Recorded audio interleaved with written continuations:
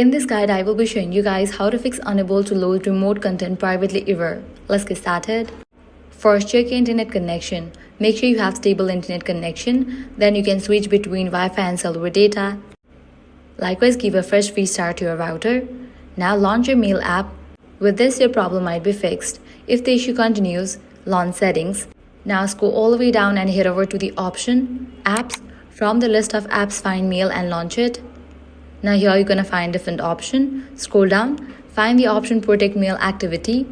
Now disable for this option. This feature sometimes blocks remote content from loading correctly.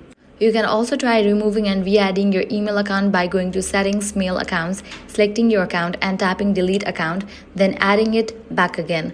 If you're using a VPN, ad blocker or private relay service, disable it temporarily because these can interfere with remote content loading.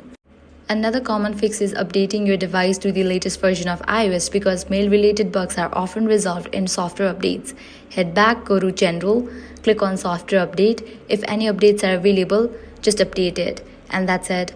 By following these steps, you'll be good to go. Your problem will be resolved. If this guide was helpful, do not forget to like, share, and subscribe.